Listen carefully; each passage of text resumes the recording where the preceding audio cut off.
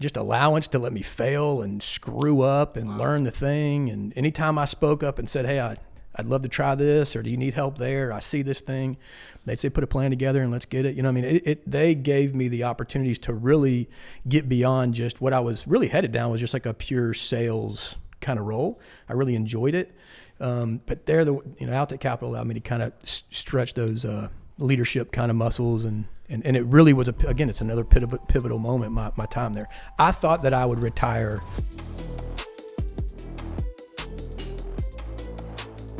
Today we're talking to a guy named Auston Bennett. Now, I've known Auston for a while and met him at a friend's house watching, I think, the Super Bowl one night. And so we got to talking about business and different things like that. And so after doing a little research, he's had a really, really good, fun journey. Started out in a situation in high school that a lot of people don't recover from. And then we talk about how he works in finance, and then he did this, and then he made the leap and started his own business, a business called Battle Horse. And so we're going to talk to Auston Bennett today. Thank you so much for joining me. Man, thank you. Yeah, yes, appreciate it. And listen, I'm a fan of the show. So awesome. First and foremost, Thank you. Catching up with you actually before we started, it's like you have got so much going on, and the fact that you take time to do this and put out good content, man, I'm appreciative. So. I love doing it for sure. And I told somebody yesterday, monetarily, I lose money every month of doing this. Right. I do. But the relationships that we've made through sitting and doing this for hour and a half, whatever, are priceless. Yeah. You know, getting to know David Oakley and his relationship, and then going deeper into Scott Olson's life, who was 3 or 4 episodes ago. And it's fascinating. He's awesome. He's awesome. Yeah. And then Ashley Mack, the girl that owns 5 different restaurants here in Birmingham, who's our ation and is just absolutely killing it. So understanding and hearing those stories about how, like, your family, I want to get into your family, but like her, for example, she's had fertility problems, and then they have 2 foster kids. Oh, wow. And like, just that story. Yeah, right. How they navigate to get there and the whole thing. Went through that in owning and killing business. So, yeah. So the first question I have is tell me about your family. Okay. You want to start like extended and then work to let's family talk today about or the people today? in your home. Let's talk about the immediate family. Yeah. So my amazing wife, Lauren, I know we'll talk more about that later. We're middle school sweethearts. So she's been my best friend. I did not know that. Oh yeah. She's been my best friend for the way better part of my life at this point. We've been married 26 years, and we've got 4 kids. It's funny. I'm in this new season where our kids are getting married. Our oldest daughter has gotten married.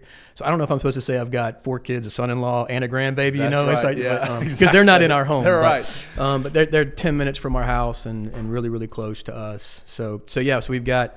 So Lauren and I have been married 26 years. Our oldest daughter is 28, married. They've got their first little baby, almost a year old.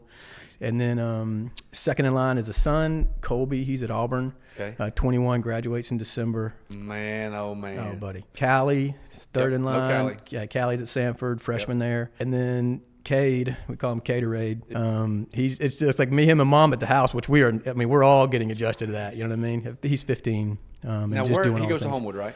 He actually goes to Church of Brook Hills Co-op. So really? Yeah, so we're in River Chase, so we're zoned for Spain Park. And so Colby graduated from Spain Park. So we love Hoover City Schools and the system there. It was really kind of post-COVID and Cade's kind of learning style. Yeah, sure. Specifically, we started researching a little bit other setups for education, and had some friends that's kids went to Church of Brook Hills Co-op. Yep. So they go to class on Tuesday and Thursday, and it's really home study, although they're interacting with the teachers Monday, Wednesday, and Friday. And we did that. This is his 3rd year, and I think he'll see it through probably to graduation. So we did the homeschool thing for 3 years. We redshirted our kids, John in 6th grade, Tegan in 3rd grade, and that's a whole nother story. But we did the homeschool thing for a while. How did your wife? How does she do with the homeschooling? Yeah. So it's this is who Lauren is, right? Lauren, I always say she manages a circus. She works a whole lot harder than I do. Yeah. Trying to bring it all together. And she's getting even better at delegation. So I think that was the thing. She did not want to be a teacher, so to speak. So she didn't want to run the full-blown homeschool, I'm going to be the teacher. Right. So it's one of the reasons we lean towards a co-op where they actually interact with teachers and have those lessons. But then she's got tutors that come to the house for extra study Monday and Wednesday. Like she organizes it all, really, really well. Yeah. And again, we're seeing the fruit of it. I mean, Callie graduated from Church of Brook Hills, which was unexpected. I mean, we didn't think that's what her path would be, and ended up at Sanford, and she's doing great. So That's wonderful. yeah. Tell me about sports with the homeschooling. What do you guys do there? Does he play sports? Well, he's he's at that fun age of 15, so we're still kind of figuring some stuff out. He's played all the sports. I mean, we've got a couple of athletes in the in the kids. He's certainly one of them. Did flag football, basketball, soccer. I mean, did them all, growing up. Started lacrosse a couple years ago. Tried that for a season. I don't know if that's going to stick. He's still kind of figuring that out. So really, man, he's playing golf for the most part. Lifetime sport. Yep, and he's loving that. But he's getting into music and guitar and creative, and so he's really leaning in. So we're trying to support all that. As long as we like to have our kids in team sport if we can, and our kids are still involved in team sports. But as long as they've got an outlet outside of school, outside of church. Completely agree. Yeah. Like something to do that takes up their time that's in a positive way. Yep. So that's good. Okay, so you're a small part of the population that had a child in high school. Yeah, that's right. And then now you're happily married, been married for 26 years. Tell me about how that obvious, and I don't want to say this in a negative, but how that bump in the road helped shape your marriage and your family life. Yeah, I mean, you kind of look at kind of God's hand on your life and how he was navigating you potentially before you were following him very closely, and that's definitely my story. Man, it was the greatest thing that ever happened to Lauren and I. I mean, it was we kind of think of it or we say it as like, I mean, obviously it was unplanned, but it was never unwanted. And it was a thing that kept Lauren and I together. We ended up getting married after our freshman year of college. So I went to UAB my first year. We got married that summer, and then we moved to Tuscaloosa, went to Alabama. That's right, the Bennetts, you know what I mean? Moved down and had a little house. Yeah.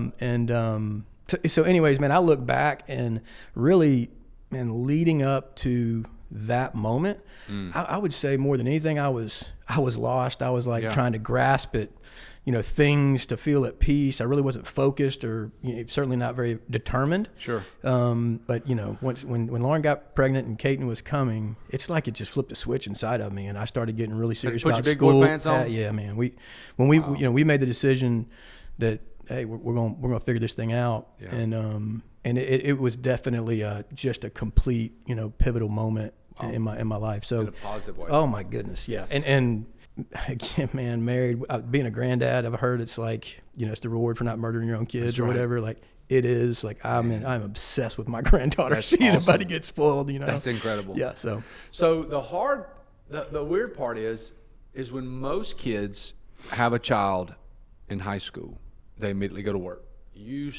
You felt like going to college was the best thing, and you guys, I mean, y'all packed up and moved to Tuscaloosa together, baby in tow. Yeah, I mean, I got to get my 1-year-old. I can't go out tonight, guys. Yeah, that's right. No, that's it. Well, it's actually cool. We had obviously we both graduated from Hoover. We went to Barry our freshman year. That became Hoover High School. Yeah. So we had some friends that were like longtime high school friends. So we certainly got still a social experience. Obviously, no Greek life or any of that stuff, but. Yeah, man. I mean, it was like we got down there. It was where we needed to be and what we needed to do.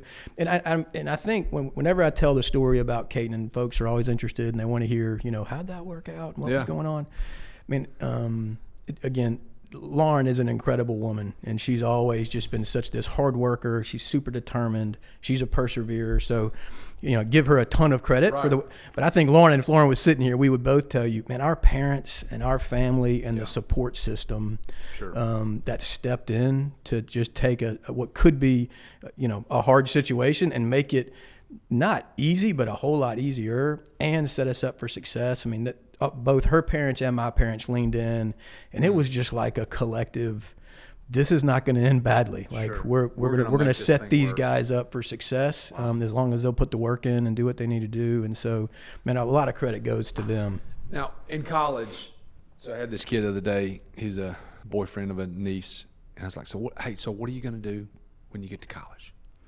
He goes, I'm gonna go to class. I go, well, are you gonna play sport? No, sir.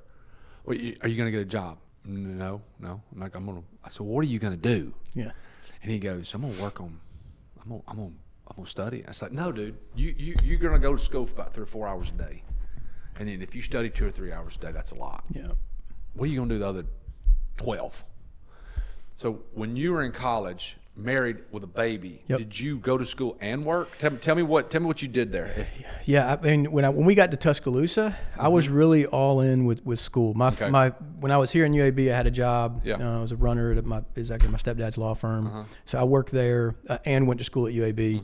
When we went to T-Town, again, just a testament to my parents, it was one of those moments where, like, my stepdad, who's really the man that kind of raised me for the most part. Yeah. They have those, like, really direct conversations with you that land. And he kind of looked at me and he said, hey, we're going to set you up for success, but I'm going to expect you to be successful. And if, things can change quickly if you're not. So, and I took that as like, wow. I'm going to figure this out. We're going to work out a budget and we're going to figure out all the things we need to do. Lauren worked part-time. Yeah. But I'm going to graduate. She did. Yeah. So we were both at Alabama. So both of you in school. Mm-hmm. Wow. Yeah. And man, I'm telling you, it's like, I know on the resume, it sounds like a heavy thing. I mean, I would tell you our season in college, newly married with Caden down in Tuscaloosa, it's probably the most fun that we've had, as a couple. I mean, it was a lot of grind and a lot of focus. You don't know any better either. It's exactly. I mean, you're just doing what you can do. That's right, figuring it out every day. Where it's like we have a plan, right? And we screw the plan up, and it's just like our mind explodes. But like it's just like, oh yeah, it's fine. It really was. Yeah. It was all fine. That's right. That's right. So I'm gonna go back a little bit. When you were a kid, and someone said, "Hey, what do you want to be when you grow up, Auston?" What did you say? Yeah, it's funny, man. I said a scientist forever. I thought I would be like in a lab creating and problem solving and figure things out. I have never heard that answer. No, it's still, well, I'm just, man, I'm going to be transparent. That's it. I love it. That was my answer. Yeah. I think probably somewhere in high school, I started kind of noticing the businessmen, you know what I mean? And decided I kind of maybe had a pull towards business. Always was strongest in like math and science. And so when I went to Alabama, I was really just going without knowing that I would end up in finance. Just kind of went in general business until I figured out what the major was going to be. And listen, man, the business that we have now, equipment finance, even when I graduated with a finance degree, I didn't even know that was a thing. Like, so it's just interesting to me.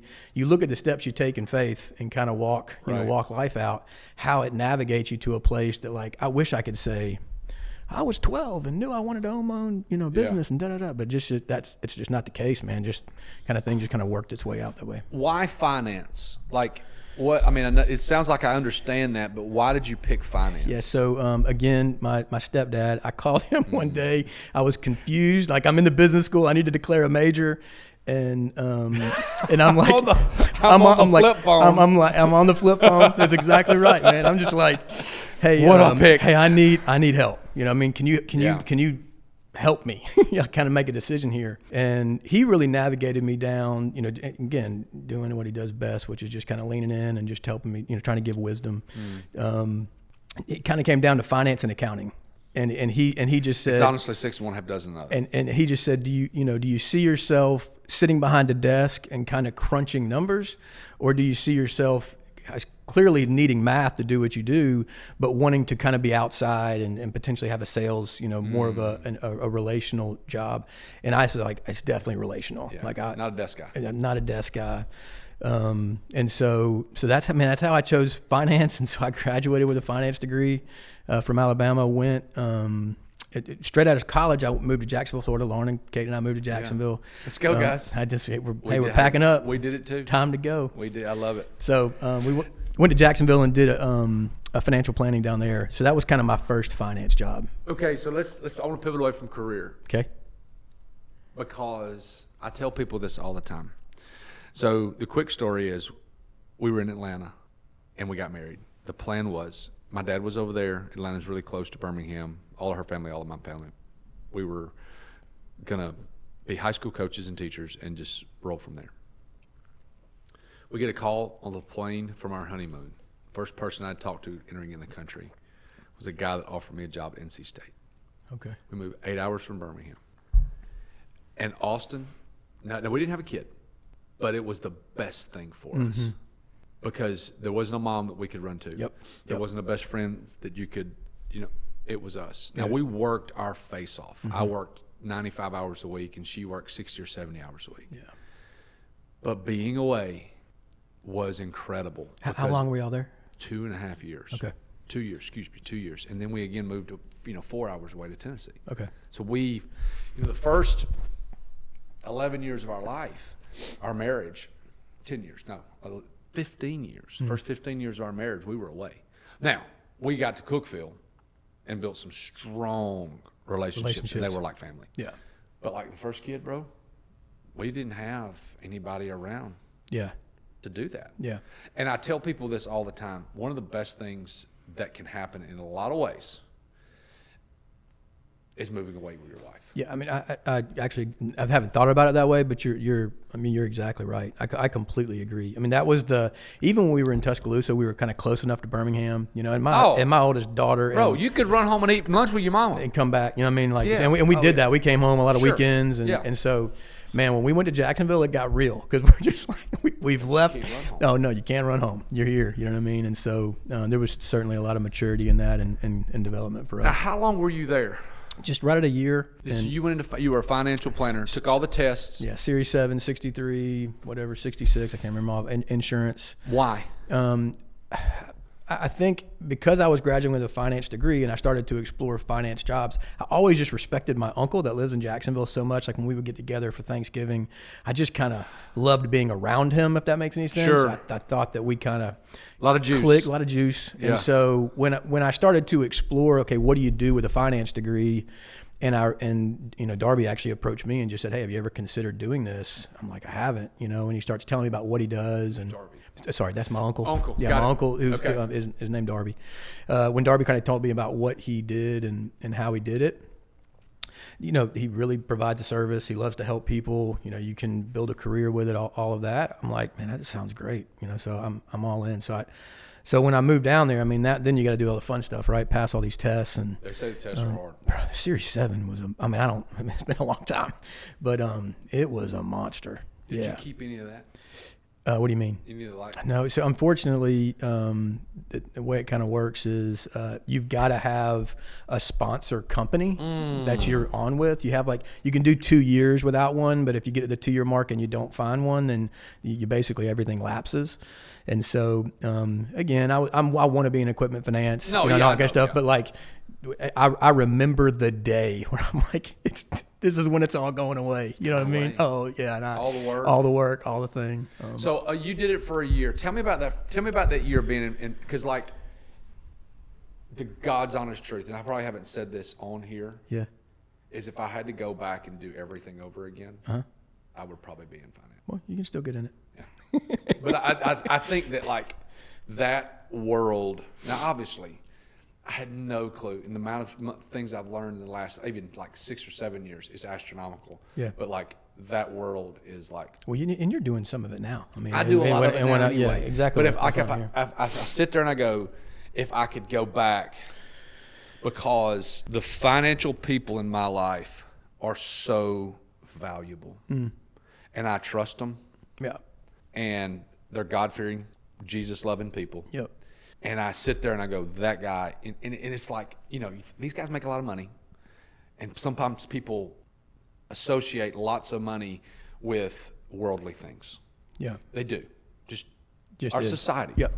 But those dudes are making a difference because they help people understand a topic that is a lot of times very intimidating and people just don't do. And I love those people, and I know that that is, and I don't want to get super Jesus juke on anybody, but there's a huge ministry portion and a help giving portion to that business. Yeah. And so why did you not like that, or why did you get out of it? I guess is the best question. I mean, it was just I think after spending the year in Jacksonville, and we have our daughter, and so Lauren and I we're doing the whole where do we want to live and where do we want to raise Kate, and we kind of made the decision. We thought Birmingham was the spot for us, and so a lot of the transition back to Birmingham was not to get out of doing the financial planning. It was just to kind of relocate the family. And Ended up at Am South Investment Services, what's now Regions. But Am South. That's all my a name. Birmingham people Come on, out there. Come on, somebody. Come on. Am South and South Trust. That's Remember exactly. the Come on, names? absolutely. Let's go. Are you kidding me? Absolutely. Yes. That was it. So that's so good. So I ended up, and what was cool was, and again, you kind of just see the Lord's hand on navigating your path. Man, I got hired real quick at Am South Investment Service. They paid to move us up here because I was already licensed and ready to roll. I mean, they did, it's like. So you were doing the same thing for Am South? Yeah. So, well, I mean, it's in the same lane. Sure. They do more actual investment purchases, where I would say financial planning is kind of the full, insurance and investments and do the whole thing. So it's a little bit different, but all my licenses were needed to do it. They carried over. All right. So you move away. If you had to go back and do it differently, what would you do immediately post-college? So the only thing that I kind of regret, if I could go back, that would do different is, again, my stepdad, he really leaned in that I should stay and get my MBA. Like, I was graduating in 4 years, and he was like, I think you should spend one more year in Tuscaloosa and get your MBA. I think it could help you long term. And man, again, you got to think about our scenario, like, I really want to be the provider for my home, and some money. I want to go make some money. I got baby. stuff I need to do. You know what I mean? So I did not take that advice, and again went right into the workforce and got licensed. And if I had it to do all over again, I would have stayed and got my MBA. And I mean, there's been every year I feel like I'm like, I need to take the night classes and get this thing done and go to night school. Go to cafeteria, take night school. Come on. I cannot tell you how many times I get asked, hey, Thomas, what do I do with all this money? It's a good problem to have. They say, I made some extra money. I got a bonus. Someone died. We sold our house. We got extra cash. We finally have an answer for you. So let me tell you about this thing called alternative investing. In a nutshell, it's very simple. In a nutshell, it's investing dollars outside of a bank product or the stock market. So what do? We take your money and we loan it out like a bank in an above average return, thanks to the speed that we have and the relationships we have. You get a secure, predictable growth without market ups and downs. So here's it. It's safe and secure. Every loan is a first lien loan, making your investment super protected. We only do business with people that we trust. We only work with experienced operators we personally know and trust. So here's what we do. I usually vet these people by investing my own money in a loan first and then bringing them into this fund. So what they do is they're only investing and flipping in high quality real estate. Alabama is an extremely stable, growing market and makes it a smart place to invest. So the other thing is it's consistent cash flow. Your money works for you and it can be super passive. This is a true example of just extreme passive income. Or if you don't need the money every month, you can compound it because we compound the dollars quarterly, okay? An asset-backed investing, unlike stocks, your investment is secured by real property. So here's a question I get. What money can you use? Okay, so let's run down this list. Money already in the market, self-directed IRA funds, savings account or money just sitting around doing nothing because it's going to make 2% and you're going to have to pay taxes on that, or money you get from a bonus at work, okay? You need access to your funds, that's okay. We offer a 60-day return of capital if the emergency comes up. So here's what you have to do. Go to thomascox.co and hit the Invest tab at the top, and we're happy to talk to you about how you can invest with Alternative Income Fund. So you are in circles with very, very smart people all the time, very intelligent, financially, academically. Do you ever see a difference in the kids that have an MBA and the kids that don't? Not really. Do you? Yeah, I mean, I don't. I think the things that ultimately lead to success in life are probably more intangible, sure, than tangible. And so I think the it factor, but let's put it this way, someone with an it factor that's also got the highest level of education, that combination is pretty dangerous, I think. So I would love, the only way I would do an MBA would be if I could do it in a very unconventional way. And I got to pick the people. What do you mean pick the people? Pick the people that taught me. Oh yeah. Like I don't want to go, like, this sounds awful, and I can say this at 44. Okay, I couldn't say this at 25. I don't want to go sit with somebody that hasn't done what I want to do. Yeah. No, I hear. Well, it's actually interesting. I hadn't thought about it until we're having this conversation, but it's like, man, I'm big on advisors. I'm big on wise counsel, and I am talking to, folks that are 10 or 15 years ahead of me, sure, and are doing the things now that I hope I can do one day. So I'm still, I guess I'm at the end of the day, I'm still seeking education, and you always got to be a constant learner. And whether that's through a degree or just through coaching and wise counsel. Do you have a coach right now? Yeah. So Sean Lovejoy. Yes. Why do I know that? So he's a Church of the Highlands member. You've probably been around him. He's got, he's got a kind of a faith-based business coaching business. He and I would say, became friends maybe 2-3 years ago, kind of around each other at church. And he'd approached me one time before, and I'm real cautious when I dive into stuff like this. So I'd say he courted me for about a year. Really? But I recognized that I really wanted, more than just the kind of, hey, do you mind if I get coffee with you and ask you questions kind of a meeting? I really wanted someone that's like, once a month we're sitting down, evaluating the business, evaluating where you are as a leader, going to identify changes. I'm going to hold you accountable, and Sean and his group, they do a great job of that. What's the number one way he's helped you? I think, he teaches me stuff all the time. I think that he pushes me to have hard conversations, to really step into the areas of the business that need to be changed. I'm kind of one of those.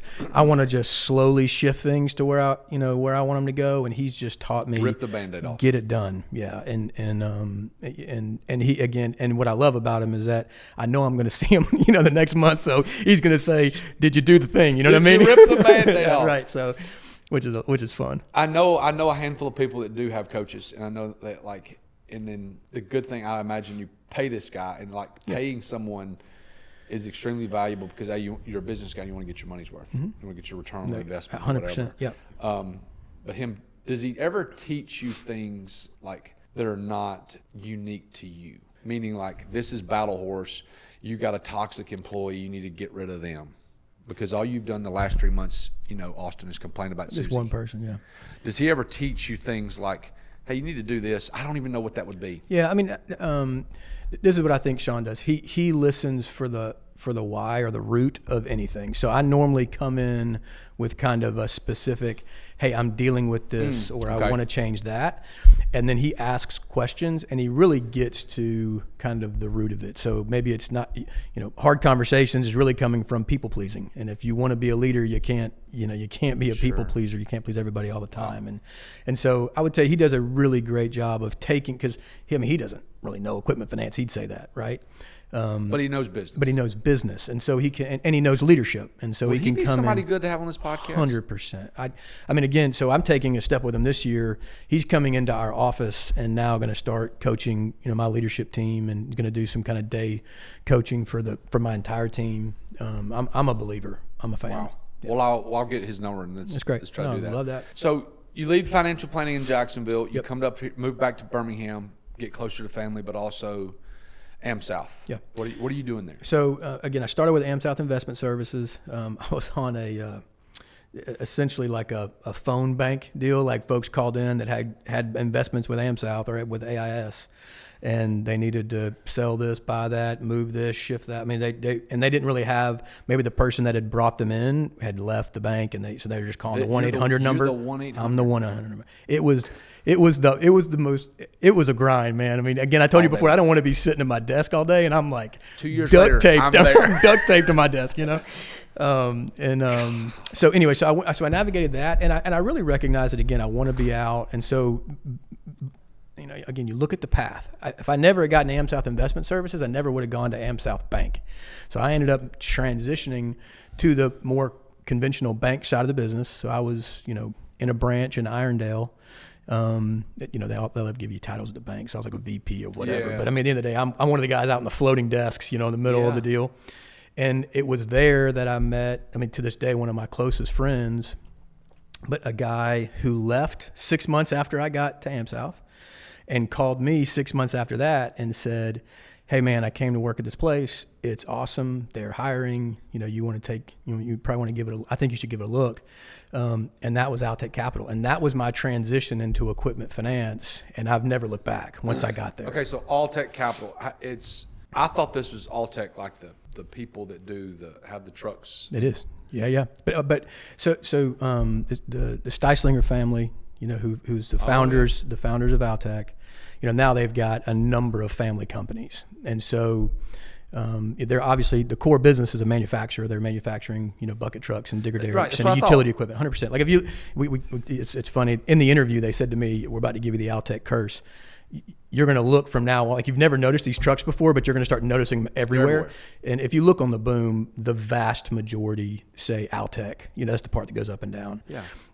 So they're they make those. They're a manufacturer, and they're So they're actually making them. 100%. They got 8 plants across the country. They're literally bending steel and putting on chassis and making That's stuff not to who spec. you went to work for. You went to work for that family, but not that part. So if you think about in our world, it's called a captive finance company. So it's essentially like, okay, now I'm making these trucks, I'm building these trucks, and every time I go to a customer, even today they're $200,000, let's say, and the customer's like, okay, well, I can go get financing, and they're sending them to their bank, or hey, you got to figure that on your own, pay cash, whatever you want to do. And so just in the family of companies, the concept came up that like we should have our own finance company that basically does finance paper.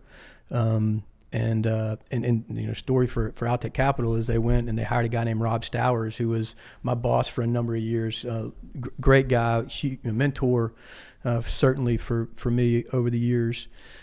His whole background was in equipment finance. He'd worked at, I think, PNC just prior to starting Altec Capital. But he came in, the Steislingers hired him in to launch this division, of Altec Capital. And I wasn't like a single digit employee. I wasn't in the first 10, but man, I was pretty new. I mean, at 13, 14, 15 kind of a thing. And it was the most fun. Like I spent 12 years with that group. Again, some of my closest friends are still there. And, that is really where I would say my career path completely shifted because of the way that they did it and because of just the unique opportunity to be a young, hungry person in a company that's trying to grow and scale and build, and there's all this opportunity. And man, all the leadership books that I read now, and I look back, I didn't realize how good I had it with the leaders that I had at Altec Capital, even the two guys that are running it today. The opportunities they gave me, just allowance to let me fail and screw up and learn the thing. And anytime I spoke up and said, hey, I'd love to try this, or do you need help there? I see this thing. They'd say, put a plan together and let's get it. They gave me the opportunities to really get beyond just what I was really headed down was just like a pure sales kind of role. I really enjoyed it. But Altec Capital allowed me to kind of stretch those leadership kind of muscles, and it really was it's another pivotal moment, my time there. I thought that I would retire. Really? Yeah, I am such a huge fan of Altec and Altec Capital. How many employees in that division they have now? I think at Altec Capital they're up to, I think they're a little over 100. So you were probably 10 or 15? Yeah, and at the time when I left, I think it was like 60 or 65. So they're still going. Oh yeah, and not stopping, man. So let's break down what they do. Uh-huh. Okay, so they have their manufacturing part, and if you're out there and you're anywhere close to the Southeast, you will see an Altec truck. 100%. They're everywhere. I see them everywhere. And yeah, I've just infected everybody with the curse. I've just infected everybody with the curse. Yeah. You're going to see it all the time. Everywhere you go. So there you go. You're going to see it everywhere. There it is. So we're building these trucks that instead of sending people to financing, because listen, if you've listened to me at all, you know that I say that the number one business in the world is banking. Mm. It's banking. Yep. It's the changing of money. It's the loaning of money. Yep. It is. Yep. The largest building in Trustful is the bank. The largest building in New York City is the bank. Mm-hmm. So they, in essence, started their own bank. In the sense that a bank has cash that people need and they charge a rate to use that cash, yes. But the model really, and this is just kind of the fun of what we get to do, in equipment finance, you've got the asset. Everybody understands like the truck. That truck is worth, again, let's just say $200,000, yeah. Right? When you do a contract, so let's say that truck is now going to be 60 payments of whatever to get you to the rate that you've decided you're okay with. The contract now has its own value. Like that payment stream of 60 payments has a value. And because it's agreed, let's just use 5%. It's an agreed upon 5% return. $200,000. Yep. Financed over 5 years at 5%. So Yep. you're going to make whoever is going to make 5% a year on 200 or whatever the number is. That's correct. And so so that's the value over the life of the contract. Correct. But the reality is that there are other finance institutions out there that would buy that contract from you today for less than the total return, because they got to make a return on their money, but you can make a return right now. And so many of the captives do is they want to I tell you I think a great example is always like if you've gotten a mortgage, more than likely you've closed with whatever, and then within 60 days you get a letter in the mail and it's like, hey, we're your new mortgage company. Mr. Cooper. Right. All that just happened was that they took that contract that you signed and they sold it to another institution that was willing to pay them a fee that they were comfortable with today to get that cash back in and go do it again. Okay, I want to walk through the whole example. Yep. I don't care how nerdy it is, so if you don't like this, skip Yeah, on. I'm like, you're So going to I get me in love the it, weeds. though. Yeah. So like $200,000 truck, Alltech Capital will finance it for 60 months at 5%. Let's use that. Yeah. Love Okay. it, yeah. So then what will they do? They will, in essence, sell that note. Give me a price. Give me something that you've seen before, an example. So who are they going to sell it to? Yeah. How much are they going to sell it for? And how does that make Alltech Capital money? Yeah, so I'm gonna be probably gonna. So I got to be careful because they're really private. Sure. So I don't want to over divulge. But let's just say, you're talking about a couple points per transaction. Okay. 1-2%, kind of deal. It's like it's not a ton of money when you consider the amount that you're financing. But the fact of the matter is, if you can figure out a system where you do it over and over and over and over again, and you continue to churn out high volume, it's low margin, high volume kind of business. You can make some decent money, and again, I think Steislingers would say that Alltech Capital is a success story. I mean, it's a division of what they are today that's successful. So in the mortgage example, the only difference that I would say in what we do, and even what we do at Battle Horse, is you never get that letter in the mail. So the contract's sold, but there's language in the contract that says, hey, we're allowed to blindly assign this to another finance institution if we choose to. And so we have the right to do that. And so, but we want to retain servicing. We really want to build a business where we're partners with the folks that need financing. And so we do what's called blind assignment. So we're generally speaking selling all of that paper a month or 2 months. So we close with our own funds, maybe collect a payment or two literally to us. And then we're selling, in that example, 58 payments, to somebody else, some other financial institution that likes, maybe it's the asset class, or they like the credit profile, they like the return on it, like all of those things factor in kind of who you send them to. But it's one of those fun markets where it is an absolute monster. When we're talking about $1 trillion is done in the equipment finance space, but it's actually a pretty small market, especially when you look at what we do as an independent. We're definitely few and far between. So I remember sitting in Clint's house that night talking to you about this, and mine being a little blown because you were still at Alltech at the time. And then you decided you left financial planning, and so you're doing this. Tell me about the 12 years there at Alltech and like what your progression of what you did there. Yeah. So I mean, I was hired on, at the time it was just kind of called a middle market sales. So I was. So who are you selling to? And again, this model is the normal. Yeah. It's not. So I mean, Alltech doesn't have Alltech doesn't have dealerships. They have a direct sales force. But imagine when you see like a Thompson piece of equipment or a Volvo piece of equipment that's sold through a dealer. Everything I'm about to describe is the exact same model. It's all at the end of the day, model. right? I do. Okay. So you've got someone who is an expert in the equipment. So you've got an equipment salesperson that's going to an end user that needs it, and they're competing. Hey, buy my piece of whatever versus their piece of whatever. Right? Is that what you did? That person, as soon as the customer says, okay, I want to buy yours, how do I finance it? Well, now they're going to reach out to their Alltech Capital rep, and they're going to say, hey, I don't do financing, I do trucks. Here's Auston Bennett. He can help you walk through the process, get you approved. I'm a heavy equipment sales guy. I know all about the heavy equipment. I know the buckets it holds this much, and it's this long, or whatever. Right. Hey, Mr. Customer, you want to buy this? Yes, I want to buy it from you, Thomas. Great. Here's what we're going to do. I'm going to give you to Auston. Auston's going to help you figure out the financing part of this. You going to pay cash? No cash? Okay, here. That's right. Going to get you to Auston. Auston's going to take care of you. I do that in my business now. Yeah, so that's with Emily and Sierra. Like, yeah. we'll do something. We'll sell something. Hey, Emily's going to take care of you. Hey, Sierra's. Okay, so it's the same thing. It's the same thing. I mean, and so essentially, where you've got maybe you've got hundreds of salespeople that are out selling the trucks. You have in the middle market world, which is kind of that's more of like a single truck transaction. It's not. Large ticket is generally in the millions. It's multiple units. And when I got hired on, I did middle markets. So that's kind of single truck transactions. But I had like 18 to 25 reps in my region of the country, sales reps that are selling equipment. That were, I had to go build a relationship with them. I had to gain their trust because, at the end of the day, they're bringing you in and trusting that you're not going to screw up the relationship for somebody that bought something from them. So it's, you have to gain their trust. You have to, make sure that they know you, that they trust you, and that they want to bring you in. You do good work.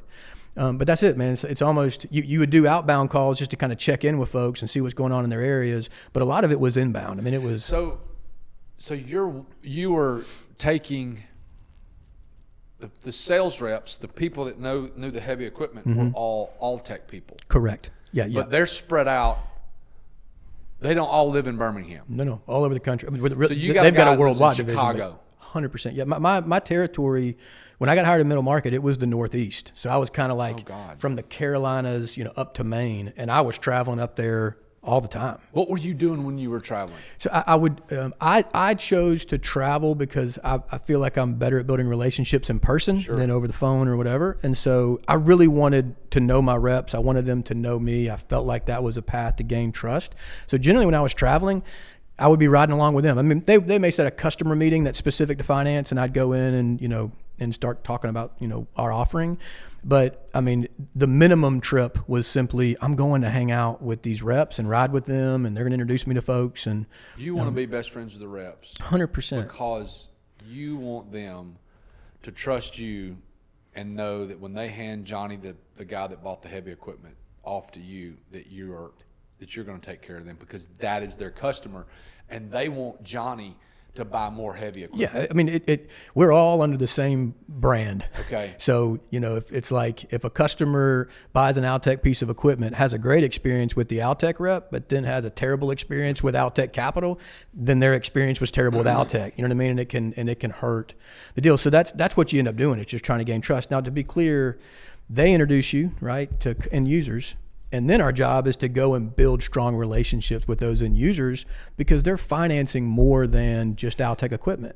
And so if you get to know the CFO and maybe Altec's $2 million of a $10 million spend every year, man, you want to try to finance the full $10 million. You know what I mean? So then you build relationships with the end user, and now and once you're kind of fully developed, I would say, like you're a fully developed territory rep, you're dealing with both. You got calls coming in from end users that need help with whatever the current deal is. So sometimes you've got reps coming in. They'll skip the rep. If you can gain trust with the rep, and again, it's a process, right? It's not going to happen overnight. It's certainly not going to be like, hey, just send them all to me. If you can gain trust with the rep and they recognize that my life is a whole lot easier if I don't play middleman in the area that I'm not an expert, when you gain that trust, the whole world gets much easier. But you got to gain the trust. The rep has to feel, hey, I can trust this customer, with this person. But at the end of the day, if I do that, I want them to deal directly with Auston. I don't want to have to keep feeling phone calls, calling Auston and doing the phone tree thing. I'd rather them just go direct. Just go directly. Yeah. Okay, so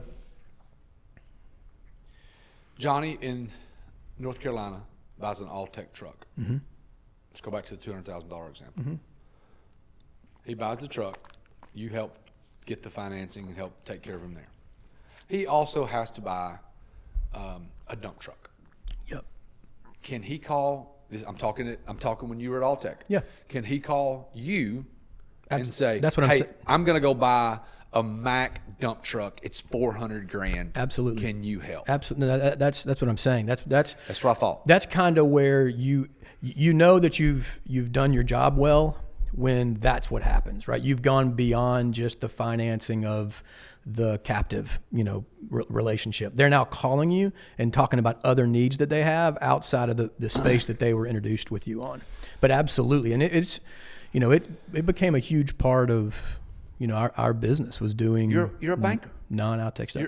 Yeah. I mean, I don't want to simplify it and dumb it down. Listen, like I said, you have to define. For me, you got to define banker again. Yes, it's like a bank in the sense that like we have capital, people need capital. We're going to charge a fair rate for the risk tolerance and the equipment, whatever it is. The same way you would go to a bank and you have that same transaction, yes, very similar. But there's no, it's not checking accounts. There's not consumer products. And correct. It's nothing like that. I understand that. There's a very small portion. I mean, this sounds really crazy. There's a small portion that is the teller and the bank and the checking account. Yep. There's money there. Yep.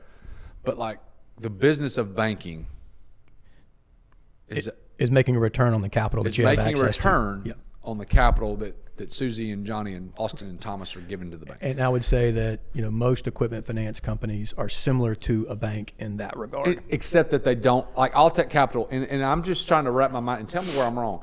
Alltech Capital, and honestly Battle Horse in a way, you're a bank with no tellers, no customer transactions. I mean, we're the loan department at the bank. How about that? Exactly. That's right. That's right. We're only talking about lending and contracts and trying to close transactions and get people the cash they need to go do what they ever want to do. Yeah. Okay, so at Alltech, you're that position. How did you progress from there?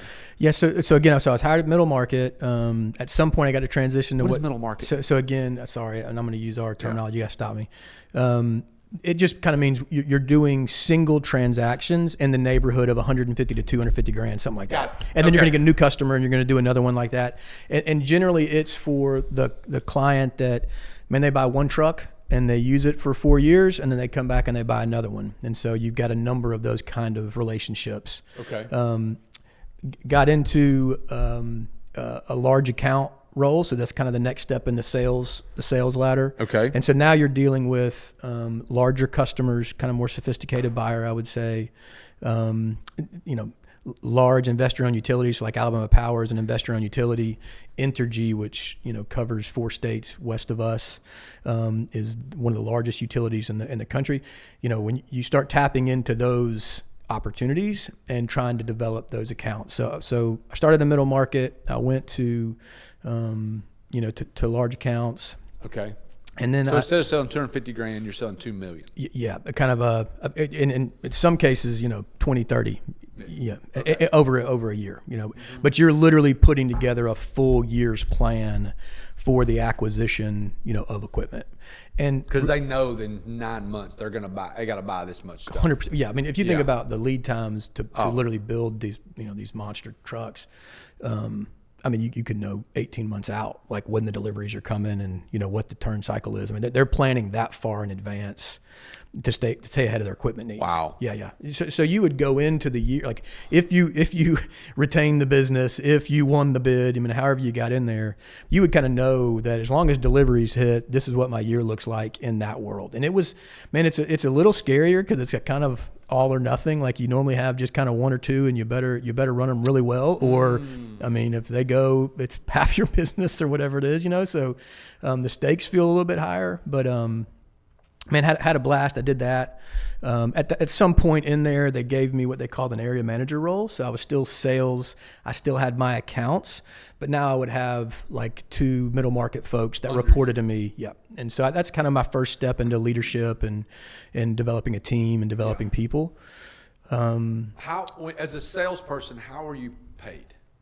So it's and again, I want to be careful and you gotta respectful. give me exact numbers. But in general sales, right? There's some, I shouldn't say general. A lot of sales positions, there's a fixed income, and then but the vast majority of kind of what you're chasing is you got to go kill it to eat Commissions. it. Yeah. And so they do it. Different folks do it differently. So there's bonus structure versus commission. But at the end of the day, it's like, here's what we expect of you, and you better do this. And if you do that, you're going to get paid that.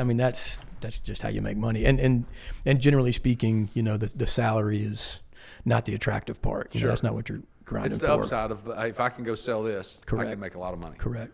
And so, man, I look back. Again, it's like, why do we do Battle Horse? Why is the model at Battle? It is. And again, there's another season of my career that I know we probably need to touch on, but the way that we do what we do, how we treat people, the passion that we have for just putting an excellent service out there, and all of that is who Altec Capital is. I mean, they are just the culture. I mean, the idea of just working in a team environment that's fun, people want to build, want to grow together, like all of that. I mean, I would tell you there's a ton of that just baked into who we are at Battle Horse. But so in those, when I got to that large account job, I got to actually spend a whole lot more time with Rob Stowers. So I was helping manage. So the guy that started out at Capital. So I got to try. Slicelingers hired Rob to run Altec Capital. That's correct. And so he is, in essence, he's not the owner, but he's the CEO, managing director. Yeah, managing director with his title. Managing director. Yep. And so you got these large accounts. You get to hang out with him more. Yeah, because it just again, man, like you look at the things that God does to open doors that you can't even explain. It just so happened that my large accounts were ones that they really needed to kind of pull from him, because I mean, pull from Rob. Yeah, because he started the company, but he did it as most entrepreneurs do. I mean, he's out there grinding and selling and doing his own deals. Oh yeah. So he's having to move up to manage people, and you took over some of his stuff. Correct. But here's the just, I mean, again, just the door that was slung wide open was. I mean, I got to travel with him. I got to watch him engage with customers. I got to watch him price deals. I got to watch him negotiate. He would put me on projects that I had no business being on. I mean, it just increased my exposure. And again, it just speaks to the leader that he is and how he's just passionate about developing people. Like, again, you don't know it at the time when you're living in it, but looking back now, man, it's uncommon. And then Rob exited the business. I can't remember how many years he was there, but he kind of went off to retirement and greener pastures and some more fun stuff. And two of the guys that I was kind of under, like, so there was a level between Rob and I, and it was my sales manager, Greg Wheeler, and Greg, and then a guy named Trip Griswold got promoted up when Rob left. And Trip is the managing director, Greg's the national sales manager. They're kind of a two-headed monster. Like, this is my area, that's your area. And man, when that happened, and again, I had no idea this was coming. Now we're scaling, our leader has kind of left, and now it's on us to like put our mark, you know what I mean? Yeah. And so more doors got open to more like leadership team, development stuff, business development. I've always been in sales. I always had accounts because I love the deal. I love closing business, but for sure that kind of and I don't remember. I was there for 12 years. Maybe that's the last 3 to 5. I'm way more into, managing the numbers and figuring out what we're going to do and making projections and presenting on those kind of things and establishing culture and developing people and, just all of that, it was that part of the time at Altec Capital that did it. And again, it's a testament to Greg and Trip that they're just they trained under Rob, so they carried a lot of his same approach, but man, they let me fail. They let me screw up, do stupid ideas, make mistakes. All that, and give me another chance. You know what I mean? Just kind of always were like, hey buddy, I believe in you. Right. I think you got the good stuff. Let's get back at it. And they're those kind of people. And they're two of my closest friends now. I lean on them. They still at Altec. Oh yeah. They're still running Altec Capital. It's actually funny. That's the reason I'm not there. The ultimate reason why I left was, man, I kind of got on that career path of more responsibility. And I'm one of those that I like a new project. Like, give me something fresh. And when I figure out what that is, I get bored really easy to just kind of keep it going. Like, I like up and to the right, Yeah. And so once I started into even just developing in my career, the reality was, again, these are two of my closest friends, Trip and Greg, but arguably that's kind of if you want their job. Yeah, and there's no guarantee that that's going to happen because there's a ton of talented people all around me there. How much older are they than you? Yeah, that's the thing. So Greg's like 4 years older than me.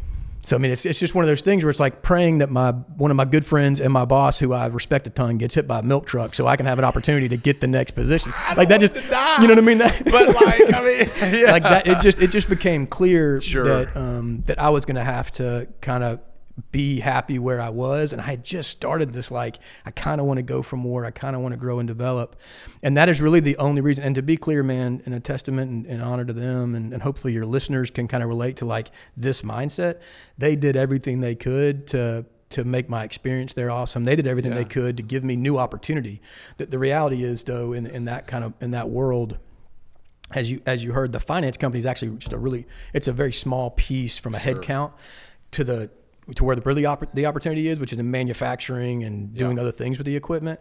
And I always wanted to stay in finance. And so like, even though there was opportunity to potentially move into different areas of the company, I just knew I wasn't into the equipment as much as I was into the financial negotiation. Part of it. So I started looking outside for a new opportunity when I just realized like, man, they're doing everything they can, but I think maybe God's calling us to go look and think about whatever's next. And just through relationship, I got connected with a guy in Manhattan in New York. He had an independent equipment finance business. So again, captive, owned by the manufacturer, only financing the manufacturing equipment. Independent, I'm not tied to a bank. I'm not tied to a manufacturer. I am literally out trying to drum up and negotiate and close my own transactions and then sell them, to a financial institution. This is On Point Capital. It is. Okay, let me go back. Yeah, go ahead. Okay, let me go back. This is critical. Tell me about the conversation you had with Tripp and Greg when this came up. The On Point Capital deal, or prior to that? No, like as you were leaving Alltech, a place you love, you've done nothing but speak honorable, extremely high things the last 20 minutes about those guys. Yeah. Tell me about, because it sounds like, correct me if I'm wrong, it sounds like you're incredibly happy working at the company and the people. Correct. 100%. Okay. Tell me about the conversation of I'm fixing to leave. Yeah. So I think this is obviously just my story, right? Yeah. I would tell you, do I think that I don't think Tripp and Greg threw a party that I left, you know what I mean? Yeah. But I don't think they were surprised either, because we've been talking for 18 months about, hey man, I'm feeling a little stirred up to maybe do something more. Is there anything else that you can think of? So you knew them well enough to have those open conversations. Again, a testament to their leadership, that they created the environment where you can go to them and be really honest about where you are in life. I want to do more. And not be afraid that they're going to say, we're going to get rid of this guy because he just came to us and said he just wants to do something else, and now he's probably looking for a job. Like and that's what I'm saying. They spent 18 months kind of doing whatever they could to try to make the next thing visible and let me see it. Sure. And so I think, I'll never forget. I had, just to tell the story. It's like I sent Greg a text that said, "Hey man, I need 15 minutes. See you in the office tomorrow. Can I get 15 minutes?" And my phone is ringing within like 10 seconds of him, and he's calling me, and I answer the phone, and I didn't know how I was going to say it. I may get choked up talking about it now. It was the hardest conversation that I've ever had, and I was so thankful for the way he handled it. I answered the phone. He's like, "Are you leaving?" And I said, "I am." And that's all I had to say, And then everything rolled from there. But I didn't have to. I never went in with my letter of 2 weeks notice, and that was not what the experience was like there. And so, and again, man, it's again, for the listeners out there, it's the way that, just remember that the way that you treat people through their entire experience with you matters, because that group could not have been more gracious and supportive. And we do business with them right now. They're continuing to be supportive. We work with Altech Capital at Battle Horse. So, man, the way that they let me leave, it was just like, and again, because that was my first place, if that makes sense. Like I had bounced around the banks, but that's like my first place I'd put down roots. Yeah. I didn't realize how good I had it. You know what I mean? Like it's like you just kind of take for granted because it's just the world you're in. Yeah. I didn't realize, how good I got it. Yeah. So hang on 1 second. Yeah, go.